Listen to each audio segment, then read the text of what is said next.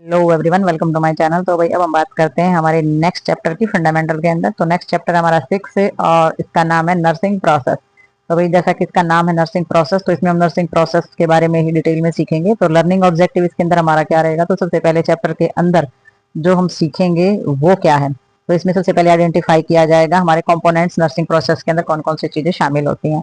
फिर डिस्क्राइब किया जाएगा हमारे हिस्टोरिक एवोल्यूशन जो हम लेते हैं नर्सिंग प्रोसेस के अंदर। फिर जो हमारे मेजर जो थ्योरिकल जो पॉइंट है फंडामेंटल है हमारे नर्स प्रोसेस के बेस को लेकर के। फिर हम इसमें डिस्क्राइब करेंगे नर्सिंग प्रोसेस के अंदर जो हमारे 5 स्टेप हैं वो कौन कौन से हैं और उनके अकॉर्डिंग हम काम कैसे करते हैं। तो चलिए इसमें एक एक करके देखते हैं कि हमारे कौन कौन से प्रोसेस है और किस किस तरीके से वर्क करते हैं। तो भाई इसमें हम देखेंगे हमारा description of the nursing process. तो सबसे पहले इसमें नर्सिंग प्रोसेस का डिस्क्रिप्शन दिया गया है डिटेल्स में कि भाई कैसा होता है हमारा नर्सिंग प्रोसेस।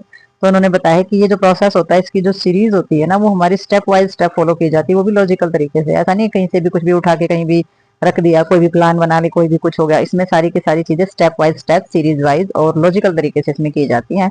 और जो टर्म होता है हमारे नर्सिंग प्रोसेस का, ये हमारा जो होता है एक्सेप्टेड टर्म होता है और इसमें जितनी भी सीरीज और स्टेप होते हैं वो नर्सिंग के जो प्लानिंग होती है और नर्स जो केयर देती है वहीं से लिए गए होते हैं। यानी कि उसके काम, उसकी जो केयर होती है और वो जो प्लान करती है वो सारे के सारे हमारे स्टेप बाय स्टेप जो है हमारी सीरीज का ही एक हिस्सा होते हैं। और इसमें जो लॉजिकल फ्रेमवर्क जो वो प्रोवाइड किया जाता है वो नर्सिंग केयर जो होती है ना उसी के बेस पे लिया जाता है सारा का सारा फ्रेमवर्क। कि भी नर्स जो है वो केयर कर रही है उसी के हिसाब से वो चीजें कौन सी केयर किस तरीके से और कैसे होंगी वो सारी उसी पे डिपेंड करती है। तो ये हमारे प्रोसेस की जो प्लानिंग होती है उसी का एक हिस्सा होता है। तो इसमें हमारी थोड़ी सी डेफिनेशन है नीचे। तो डेफिनेशन में इन्होंने बताया the nursing process generally is defined as the systematic problem solving approach. तो हमारी नर्सिंग प्रोसेस क्या है? नर्सिंग प्रोसेस जो है वो सामान्य तौर पर एक ऐसी चीज है जो सिस्टमेटिक सिस्टम से की जाने वाली प्रॉब्लम सॉल्व अप्रोच की समस्याओं का समाधान करने वाली एक सिस्टमेटिक परंपरा है। ये the individuals comprehensive nursing care, जो कि हमें हमारी जो इंडिविजुअल जो पर्सन होता है उसको भी हमारी नर्सिंग की केयर जो है वो दी जाती है और प्रॉब्लम सोल्व की जाती है। इसके अंदर सिस्टमेटिक तरीके से सीरीज वाइज स्टेप वाइज और लॉजिकल तरीके से प्रॉब्लम सोल्व की जाती है। ठीक है, तो ये हमारा हो गया नर्सिंग प्रोसेस जिसमें स्टेप बाय स्टेप वर्क होता है। तो आगे थोड़ी सी कैरेक्टरिस्टिक देखेंगे इसके अंदर कि कौन कौन सी विशेषताएं होती हैं और किस तरीके से सही रहता है हमारा नर्सिंग प्रोसेस जो है वो स्टेप वाइज स्टेप चलना। तो भाई इसमें हम देखेंगे कैरेक्टरिस्टिक ऑफ नर्सिंग प्रोसेस। तो इसमें हम नर्सिंग प्रोसेस की कुछ विशेषताएं देखेंगे जो बहुत ही जरूरी होती हैं हमारे प्रोसेस को आगे बढ़ाने के लिए। तो इसमें सबसे पहले बताया इन्होंने जो फ्रेमवर्क होता है, enable a nurse to give nursing care individual families and communities. तो इनमें जो फ्रेमवर्क बनाया जाता है नर्सिंग जो केयर दी जाती है उसके लिए, वो एक पर्सन के लिए, उसके परिवार के लिए और पूरी की पूरी कम्युनिटी के लिए होता है। ठीक है, नेक्स्ट इन्होंने बताया it is a systematic of orderly. तो ये हमारा बहुत ही सिस्टमेटिक वर्क होता है। Etch nursing activity is part of the order sequence of the activities. तो नर्सिंग केयर जो होती है, नर्सिंग का जो प्रोसेस होता है वो हमारी इसी जितने भी नर्सिंग केयर के अंदर जितनी भी एक्टिविटी होती है ना वो सारी की सारी हमारा इसी का ही हिस्सा होता है। तो इसमें नर्सिंग प्रोसेस जो होता है वो हमारा डायरेक्ट जो हमारे स्टेप उठाए जाते हैं नर्सिंग केयर के लिए तो वो सारे के सारे ऑर्डर मैनर होते हैं, यानी कि पहले से ही स्थगित किए गए, यानी कि पहले से ही प्लान की गई चीजें होती हैं सिस्टम वाइज स्टेप वाइज जो कि इसमें अपनाई जाती है नर्सिंग प्रोसेस के अंदर। ठीक है, तो इसमें कोई भी चीज आगे या पीछे नहीं होती है, कम या ज्यादा नहीं होता है। तो उसमें प्रॉपरली जो है जो हमारी प्लानिंग है उसी के हिसाब से हमारा काम चलता है। नेक्स्ट इन्होंने बताया इट इज डायनेमिक, ये गतिशील होता है। इस step of the nursing process follow on to the next step in some nursing situations all the stage offer almost of the सिमुलेटो जो हमारा सेटिमुलेटिव्स की जो चीजें होती हैं या हमारी फिर सिमुलेटॉन्सली जो चीजें होती है, यानी कि ये गतिशील तो होता है बट इसमें जो नर्सिंग प्रोसेस होता है वो हमारा एक स्टेप से दूसरे स्टेप तक मतलब नेक्स्ट स्टेप उठाया जाता है। बट कुछ नर्सिंग सिचुएशन ऐसी भी हो जाती है कि एक ही स्टेज पर कई स्टेप उठाए जा सकते हैं, यानी कि एक वैसे तो अलग अलग समय पर अलग अलग स्टेप जो उठाए जाते हैं स्टेप बाय स्टेप काम किया जाता है, लेकिन कुछ नर्सिंग सिचुएशन ऐसी भी होती है कि स्टेप हमारे थोड़े से चेंज भी हो सकते हैं। कहने का मतलब ये है कि ऑलमोस्ट जो है हमारे जितने भी जो प्रोसेस के अंडर जितने भी स्टेप उठाए जाते हैं वो स्टेप बाय स्टेप ही होते हैं, लेकिन कई बार सिचुएशन अगर चेंज हो जाती है तो सेटलमेंट भी करनी पड़ जाती है चीजें कि एक ही टाइम पे एक ही स्टेज पर कई स्टेप भी लिए जा सकते हैं। तो कहने का मतलब ये है। तो ये गतिशील है, मतलब ये नहीं है कि एक बार जो चीज तय कर दी वही तय है। तो गतिशील का मतलब हो जाता है कि सिचुएशन के हिसाब से चीजें चेंज भी होती हैं। तो नेक्स्ट इन्होंने बोला है it is the interpersonal human being is always over heart of nursing in this nursing of the client of client of the centred and not task oriented. तो इन्होंने बताया है कि जो इंटरपर्सनल रिलेशन यानी कि मानवता के तरीके से अगर रिलेशनशिप देखा जाए तो ये जो हमेशा जो है बिल्कुल काम से काम वाला यानी कि टास्क ओरिएंटेड रिलेशनशिप नहीं होते हैं। एक मानवता एक इंसानियत के रिश्ते नाते भी जो है वो बन जाते हैं। इसमें जो नर्सिंग प्रोसेस होता है उसमें मतलब है कि अच्छे बोलचाल के या अच्छे जो रिलेशन होते हैं वो भी स्थापित हो जाते हैं। तो इसमें नेक्स्ट जो हमारा पॉइंट दिया गया है 5th पॉइंट, तो इसमें बताया कि नर्सिंग प्रोसेस जो है encourage nurses to work together and help client to use their strength to meet all human needs. This also help nurse to explore their own strength and the limitations and to grow personally and professionally। तो उन्होंने बताया कि जो nursing process जो होता है उसमें क्या इंकरेज किया जाता है, उसमें बढ़ावा मिलता है नर्स का जो वर्क होता है टुगेदर टू हेल्प क्लाइंट। तो वो जो है एक साथ मिल करके जो हमारा क्लाइंट होता है यानी कि पेशेंट होता है उसकी मदद करने में बहुत ही यूजफुल होता है। उससे उसकी स्ट्रेंथ का पता चलता है और लोगों की जो जरूरत के हिसाब से जो उसकी स्ट्रेंथ होती है जो उनकी हेल्प करते हैं उन सभी चीजों का उनको पता चलता है।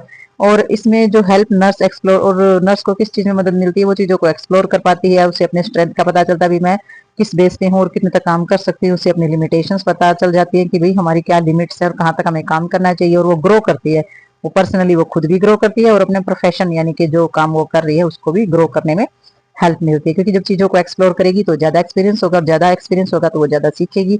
तो जब वो खुद पर्सनली ज्यादा सीखेगी तो फिर वो ज्यादा लोगों को सिखा भी पाएगी, प्रोफेशनली सिखा भी पाएगी और प्रोफेशनली जो क्लाइंट होते हैं उनकी भी हेल्प कर पाएगी, उनका भी ट्रीटमेंट अच्छे से कर पाएगी। तो नेक्स्ट जो हमारा इसके अंदर टॉपिक पॉइंट आ जाता है उनमें इन्होंने बताया कि जो आउटकम ओरिएंटेड होती है और client benefits of the continuously of care and each nurses care move the client closer of outcome of the achievement. तो इसमें क्या होता है, इसमें आउटकम ओरिएंटेड तो होना ही होता है क्योंकि आउटकम ओरिएंटेड नहीं होंगे तो पता कैसे चलेगा कि हमने जो ट्रीटमेंट किया, जो प्लान किया, जो हमारे गोल्स थे वो हम अचीव कर पाए या नहीं कर पाए हैं। तो इसमें ये तो होना ही होता है और क्लाइंट को जो है वो फायदा लगातार जो है क्लाइंट की जो केयर की जाती है तो उसमें उसको फायदा होता है, उसको जो लाभ पहुंचता है। और नर्स की जो केयर होती है वो क्या करती है, वो उसके जो अचीवमेंट होती है वो उसका आउटकम होता है। ठीक है, तो नेक्स्ट जो है जो प्रोसेस है हमारा इसमें अनवर्सली एप्लीकेबल्स इन ऑल नर्सिंग सिचुएशंस। तो इसके अंदर जो हमारा जो प्रोसेस होता है ये हमारा एप्लीकेबल होता है जो नर्सिंग सिचुएशंस के अनुसार हमारा काम करता है प्रोसेस। और this can be used through out in the life span. और ये हमारा जो है जीवन भर के लिए आप इसको यूज कर सकते हैं। जो प्रोसेस होते हैं जीवन भर के लिए आप इनको यूज कर सकते हैं। और जो नर्सिंग प्रोसेस होते हैं हमारी जो इसकी जो डायरेक्शन होती है, सब डायरेक्शन और एक्टिविटीज जो है वो किस लिए होती है, nurse and the carrying of the clients. यानी कि जो नर्स होती है बहुत अच्छे तरीके से जो क्लाइंट होता है उसकी केयर कर पाए और अच्छे तरीके से इस प्रोसेस को चला पाए। तो भाई ये हमारे कुछ विशेषताएं थी कि भी नर्सिंग प्रोसेस जो होते हैं वो प्रोसेस जो है वो स्टेप बाय स्टेप क्यों बनाए गए, स्टेप बाय स्टेप जब बनाते हैं तो कौन कौन से बेनिफिट्स होते हैं, कौन कौन से। तो इसमें फेज आ जाते हैं हमारे नर्सिंग प्रोसेस के अंदर। फेज कौन कौन से आते हैं, तो फेज में हम देखेंगे इसमें जो नर्सिंग प्रोसेस है सिस्टमेटिक मेथड जो होते हैं वो हमारी हेल्प करते हैं किसमें, क्लाइंट के। जो हमारा इलाज हो रहा है जो उसको मदद मिल रही है इसमें नर्स को भी हेल्प मिलती है, क्लाइंट को भी हेल्प मिलती है। अगर प्रोसेस जो है वो सिस्टमेटिक होता है तो नर्स को भी काम करने में आसानी रहती है और पेशेंट को भी अच्छे से हेल्प मिल जाती है। तो सबसे पहले इसमें क्या अपनाएंगे हम, असेसमेंट लिया जाएगा। तो नर्सिंग केयर के हिसाब से जो भी निर्धारित किया गया है उसी तरीके से हमारा जो मूल्यांकन करना यानी कि असेसमेंट करना जरूरी होता है और जरूरत के हिसाब से ही लिया जाता है। तो जब असेसमेंट अच्छे से होगा तो इसका मतलब प्रॉब्लम समझने में भी आसानी हो जाएगी। Nursing diagnosis about actuals and potential problem. तो नर्सिंग जो डायग्नोस जो हमारे लिए जाते हैं तो उसके बारे में बिल्कुल सही सटीक चीजें पता होनी चाहिए। क्या प्रॉब्लम्स के अंदर कितनी पोटेंशियल है यानी कि प्रॉब्लम जो है किस लेवल की है वो भी हमें समझ में आ जाता है। ठीक है, और आउटकम जो है आइडेंटिफिकेशन। ठीक है, आउटकम क्या हो जाता है उसकी भी आइडेंटिफिकेशन आ जाती है हमें इसके अंदर। जो फेज होते हैं नर्सिंग प्रोसेस के, तो हमारा जो तीसरा फेज है वो क्या है, वो आउटकम है, उसकी आइडेंटिफिकेशन और plan of action based on that. तो जो भी सिचुएशन चल रही है उसी के हिसाब से हमारी प्लानिंग होनी चाहिए और उसी के हिसाब से एक्शन भी।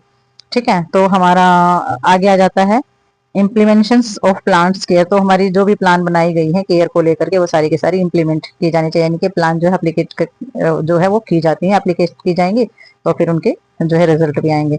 तो evolutions of determine of the achievement of plans goal. तो इसमें क्या करेंगे, एवोल्यूशंस लेना तो बहुत ज्यादा जरूरी है। जो भी चीजें हमारी निर्धारित की गई है और हमारे जो गोल्स हैं, जो प्लान बनाए हैं गोल को अचीव करने के लिए, वो सारे के सारे क्या करने हैं, एवोल्यूशंस करके देखने। भी हमने प्लान भी बना लिए, हमारा गोल ये है और हमने सारी चीजें एप्लीकेंट भी कर दी हैं। अब हम देखेंगे आउटकम कितना आएगा। अगर आउटकम हमारा अच्छा है, हमारी सोच के हिसाब से हमें रिजल्ट मिल रहे हैं, उतनी ही चीजें अच्छी हो रही हैं जितनी हमने चाही, तो इसका मतलब क्या आएगा, आपकी अचीवमेंट अच्छी है, आपका आउटकम पॉजिटिव है और अच्छा है।